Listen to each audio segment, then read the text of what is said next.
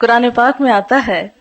وَمِنْ آيَاتِهِ أَنْ خَلَقَ لَكُم مِّنْ أَنفُسِكُمْ أَزْوَاجًا لِتَسْكُنُوا إِلَيْهَا وَجَعَلَ بَيْنَكُم مَّوَدَّةً وَرَحْمَةً إِنَّ فِي ذَلِكَ لَآيَاتٍ لِقَوْمٍ يَتَفَكَّرُونَ۔ اس کی قدرت کی نشانیوں میں سے ایک نشانی یہ ہے کہ اس نے تمہارے لیے تمہارے ہی جنس کی عورتیں پیدا کیں تاکہ ان کی طرف مائل ہو کر سکون حاصل کرو، اور تم میں محبت اور مہربانی پیدا کی۔ بلا شبہ اس میں ان لوگوں کے لیے نشانیاں ہیں جو غور و فکر کرتے ہیں۔ نکاح اسلام کی نظر میں ایک عبادت ہے، نیکی کمانے کا ایک ذریعہ ہے، ایمان مکمل کرنے کا ایک ذریعہ ہے۔ نبی اکرم صلی اللہ علیہ وسلم نے فرمایا بندہ جب نکاح کر لیتا ہے تو اس کا آدھا دین مکمل ہو جاتا ہے۔ اب باقی ماندہ آدھے دین کے بارے میں اسے اللہ سے ڈرتے رہنا چاہیے۔ نبی صلی اللہ علیہ وسلم نے فرمایا دنیا ایک متاع ہے، فائدے کی چیز ہے، پونجی ہے، اور دنیا کی سب سے بہترین متاع نیک بیوی ہے، یعنی دنیا کی سب سے بہترین چیز نیک بیوی۔ ہمارے ہاں عموماً شادیاں جس طریقے پر ہوتی ہیں اس میں وقت کا بھی ضیاع ہوتا ہے، پیسے کا بھی ضیاع ہوتا ہے، اور ایک بھیڑ جمع ہوتی ہے اور بکھر جاتی ہے۔ انجوائمنٹ صرف کپڑے اور کھانے تک رہ گئی ہے، گویا اپنی صرف جسمانی ضروریات کو پورا کرنا اور صرف مٹیریلسٹک اپروچ کی حد تک خوشی کا تصور ہونا اب مسلمانوں میں باقی رہ گیا ہے،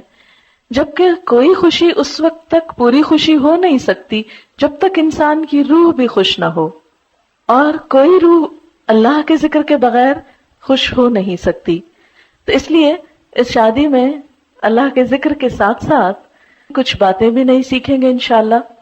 یعنی خوشی کا اظہار بھی ہو اور اس کے ساتھ ساتھ اچھی اچھی نصیحتیں بھی ہوں جو دلہن کو اور اس کی بہت سی دوستوں اور سہیلیوں کو بھی کام آئے انشاءاللہ،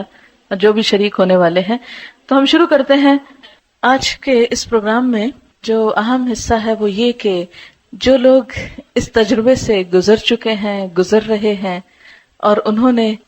اس زندگی میں ایک بہترین کامیابی حاصل کی ہے، یا جن چیزوں سے ان کی ازدواجی زندگی خوشگوار ہوئی ہے، میں چاہوں گی کہ وہ ہمارے ساتھ اس پروگرام میں شریک ہوں اور اپنے ذاتی تجربات کا ذکر کریں تاکہ دوسرے لوگوں کو فائدہ ہو اور ان کی زندگیاں بھی خوشگوار ہو جائیں۔ سب سے پہلے ایک بیٹی کے لیے سب سے زیادہ جو چیز دعاؤں کا اور دوسرے گھر میں مقام بنانے کا سبب بنتی ہے وہ خدمت ہے۔ کوئی لڑکی اپنی اچھی شکل سے، اپنے علم سے، اپنے ہنر سے، اپنی دوسری قابلیت سے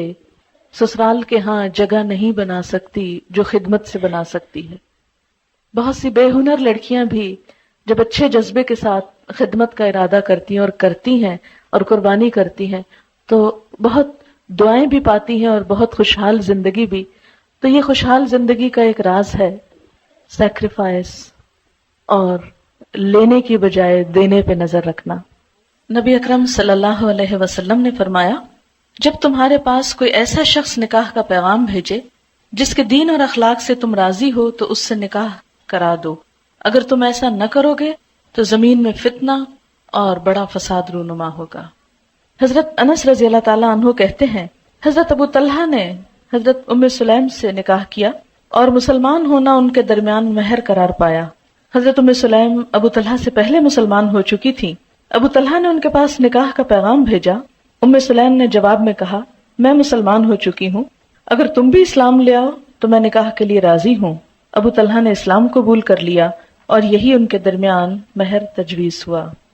عموماً ہم ایسی ہی چھوٹی چھوٹی غلطیاں کرتے ہیں اور ہمیں خود بھی پتہ نہیں ہوتا کہ ہم کیا کر رہے ہیں۔ اب دیکھیں کہ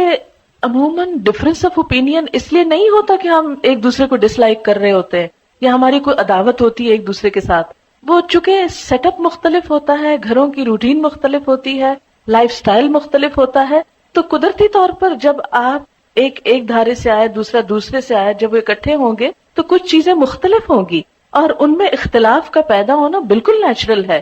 اگر آپ اپنے آپ کو دوسرے کی جگہ پر رکھ لیں تو آپ سوچیں اگر میں اس بیک گراؤنڈ سے آتا تو میں بھی ایسا ہی ہوتا، تو اس لیے مجھے دوسرے کو معاف کر دینا۔ کبھی پبلکلی اپنے ہسبینڈ کو کنٹراڈکٹ نہیں کریں، کیونکہ مردوں کی جو انا ہوتی ہے مردوں کی جو خودداری ہوتی ہے ان کو جو اللہ نے وَلِلرِّجَالِ عَلَيْهِنَّ دَرَجَةٌ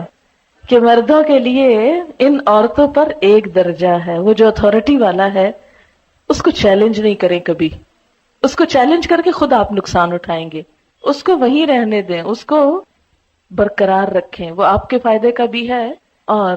اگر اس معاملے میں اس نصیحت پر عمل ہو جائے کہ ٹھیک ہے اختلاف بھی ہو گئے، آپس میں محبت سے بھی انسان ایک دوسرے سے جھگڑتا ہے، روٹتا ہے، سب کچھ چلتا ہے، ایک نیچرل لائف کی علامت ہے،